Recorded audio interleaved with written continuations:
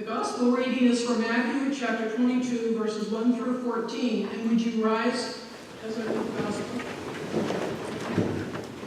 I think the cat's out of the bag. This is the parable of the wedding banquet. Jesus spoke to them again in parables, saying, "The kingdom of heaven is like a king who prepared a wedding banquet for his son. He sent his servants to those who had been invited to the banquet to tell them to come, but they refused to come. Then he sent some more servants and said, 'Tell those who have been invited that I have prepared my dinner. My oxen and fatted calf have been butchered and everything is ready. Come to the wedding banquet.' But they paid no attention and went off, one to his field, another to his business. The rest seized his servants, mistreated them, and killed them. The king was enraged. He sent his army and destroyed those murderers and burned their city. Then he said to his servants, 'The wedding banquet is ready, but those I invited did not deserve to come. So go to the street corners and invite to the banquet anyone you can find.' So the servants went out into the streets and gathered all the people they could find, the bad as well as the good. And the wedding hall was filled with guests. But when the king came in to see the guests, he noticed a man there who was not wearing wedding clothes. He asked, 'How did you get in here without wedding clothes, friend?' The man was speechless. Then the king said to the attendants, 'Tie him hand and foot and throw him outside into the darkness, where there may be weeping and gnashing of teeth. For many are invited, but few are chosen.'" This is the end of God's word. Thanks be to God. You may be seated.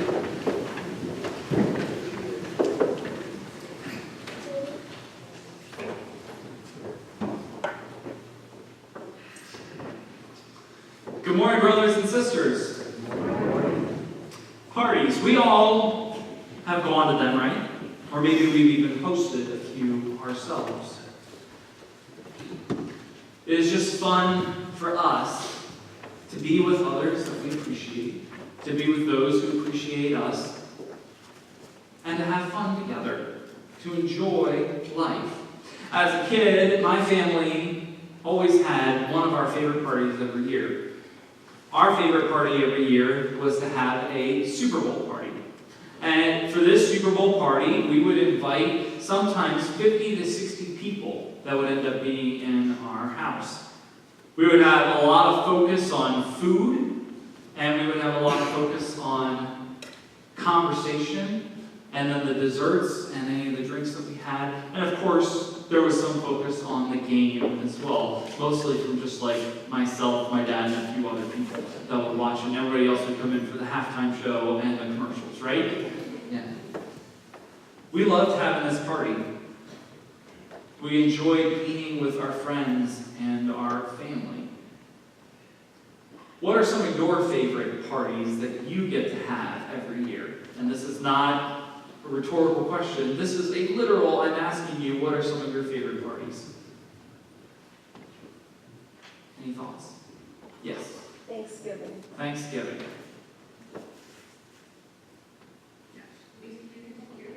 Kentucky Derby party. Oh, that's fun. Yeah. That's very fitting for you, too.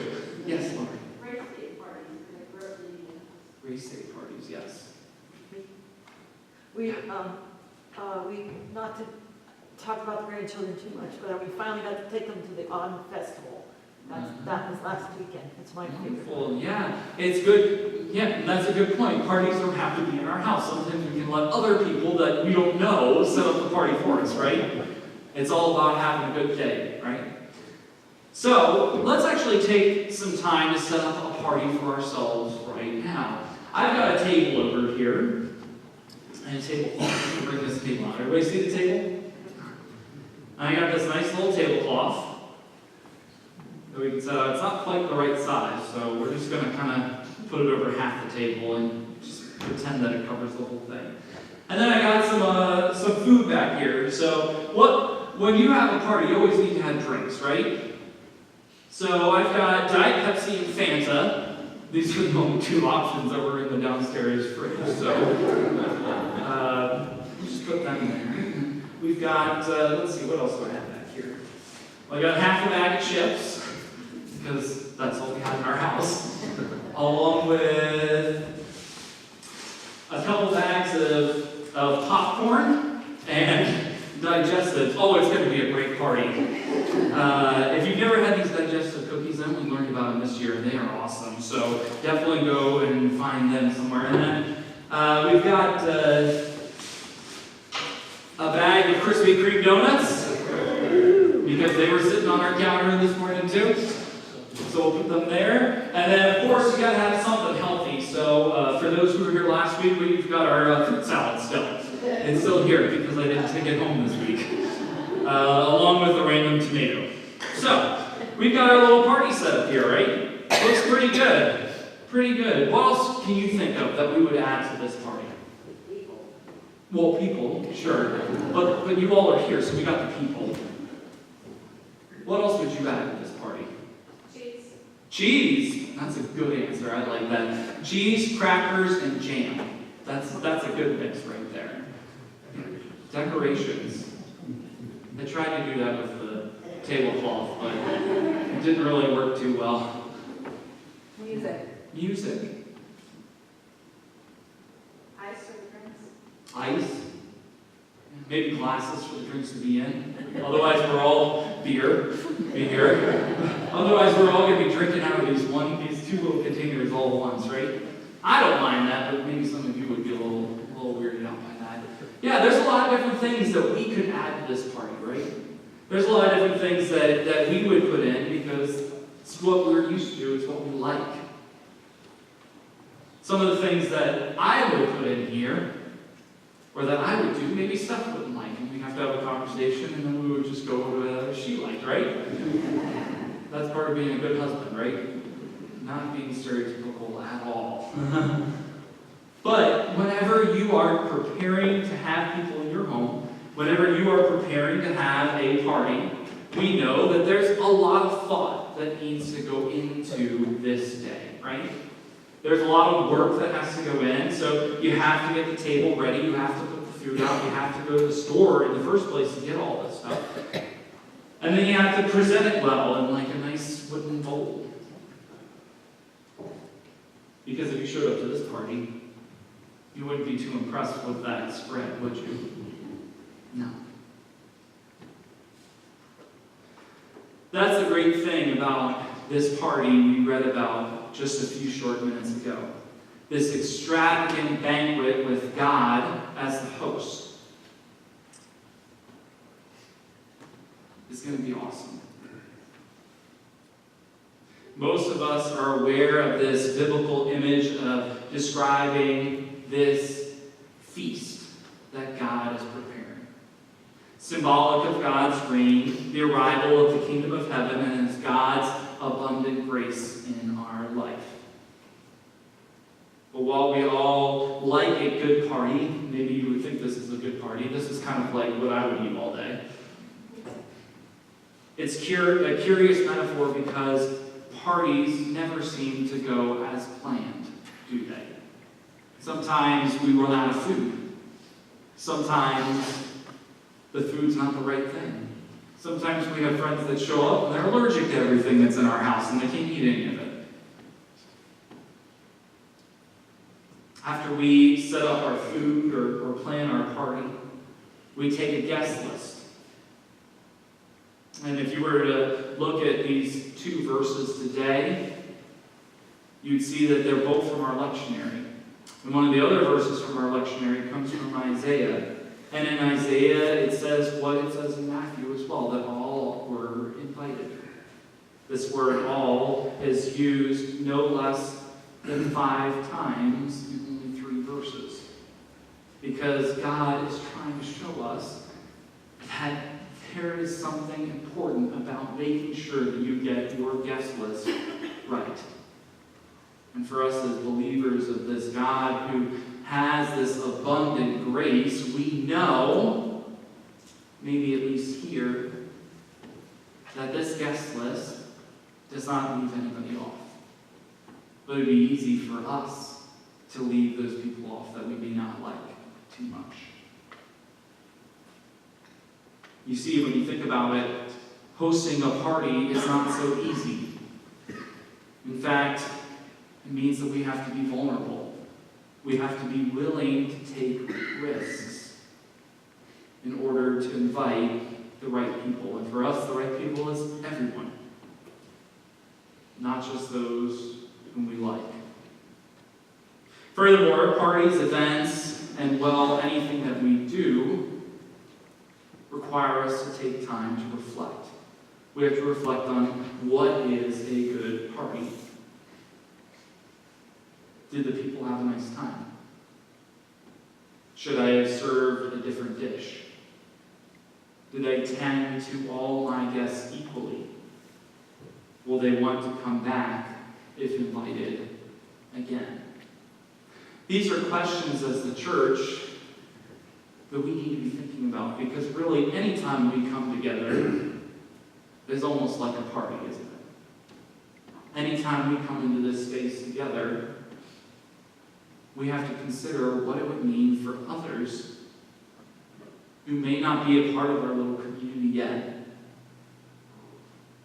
what their experience is like, what they are going to take away from the small, short amount of time they spend with us.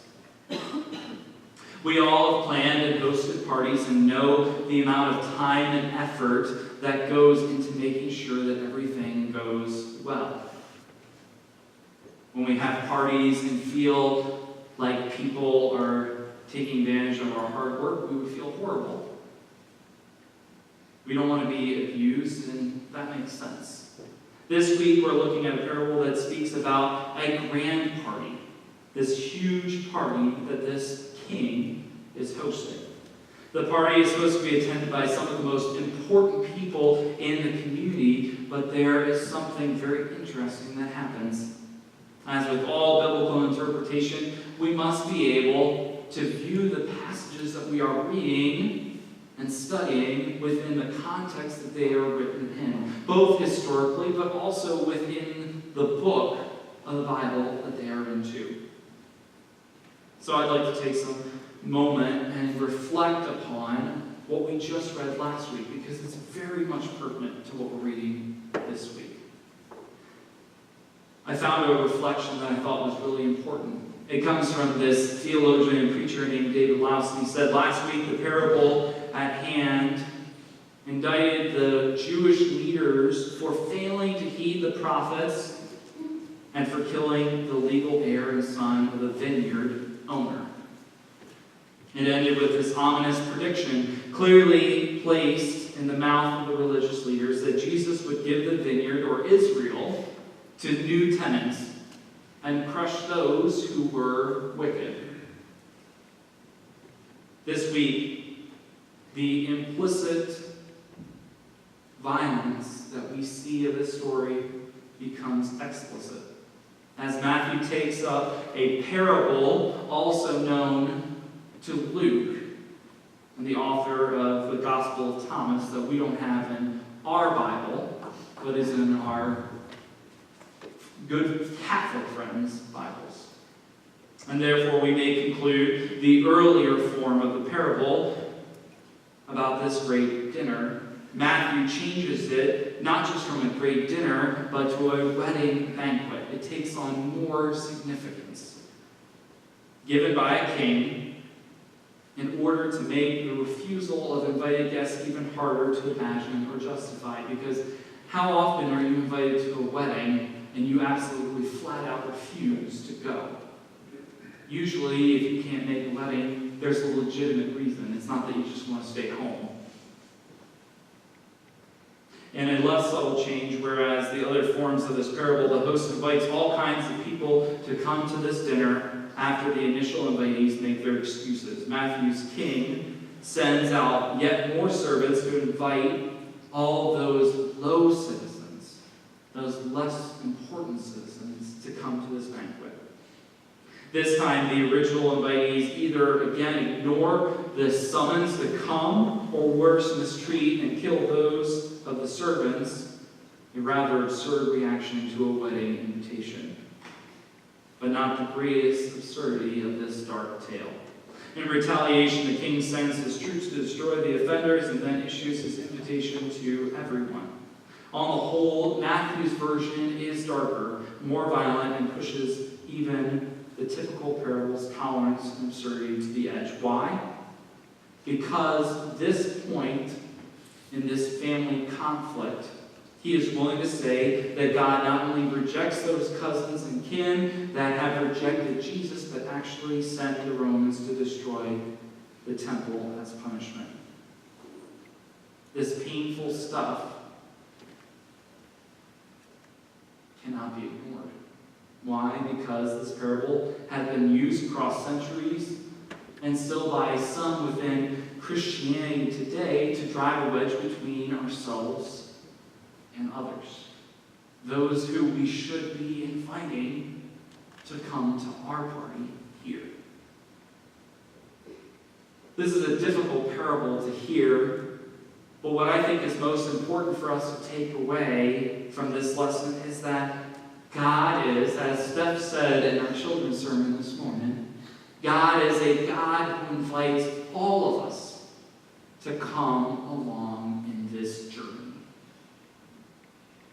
While we are worried about the beliefs of others, like we worry about how others will think our parties are going, we worry about how others are fitting into our own worldviews. We're not just simply inviting them to experience it for themselves. We are worried about how others are living their lives instead of simply worrying about how we are responding to the grace that God has placed in our hearts. We are disciples of a God who is both radical in love and inclusive in grace. Yet too often, we worry about what might change if we allow for others to walk through our doors. This is something that is universal for the Christian movement as a whole. And I am so happy to be your pastor because I've seen you all take those risks, break through that barrier, put little holes in it that have allowed others to feel comfortable here. The question that we need to ask going forward is, what more can we do to make them feel like this is a home for them too? Friends, too often I think that we choose to believe that we must condemn those who are different than us. Or we think that it might be unfaithful if we don't speak against their beliefs that aren't in line with ours. We believe so often that people must change first in order for us to associate with them. We follow God who has freely and daily invited us, sinners, to come to his party. It's not our party. Just like this building is not ours, this is God's church. Our God does not give up on us when we are unfaithful, and we should do our best to not give up on those who haven't accepted Christ for themselves yet. We should instead, in turn, love them and care for them and continue to invite them to be a part of our family here, God's family here. And there's hope in this message too. That no matter what, no matter the mistakes we make, God is still inviting us too. That when we trip and we fall and we screw up and we hurt somebody, that we can seek forgiveness and be better the next time. But our invitation isn't taken away from us either. As long as we are willing to accept it, that invitation is still there. Even when these original invitees to this party rejected it, they still got that invitation a second time. It wasn't God's choice who didn't come to the party. It was ours. And so I want to end today by giving us some advice. And this is not advice from me, this is advice from the Apostle Paul, where he says that we are not to be worrying about anything. That includes the differences between us and others. But rather, in everything, by prayer and supplication with thanksgiving, let our requests be known to God, trusting that the peace of God, which surpasses all understanding, will guard our hearts and our minds in Christ Jesus. Paul knew the struggle of the early church, because guess what? He was the early church. And he knows that they need to understand that even when things become difficult, even when they feel like the world that they think should be there is falling apart and isn't there, that our God still calls us to be faithful. And our God is still faithful to us. So when we are engaging with those who we may not feel as comfortable with, or we're engaging with those who may be of no faith or different faith, we can love them just as we can love each other. Because it's Christ's love in us that's doing the work, not our own. Amen.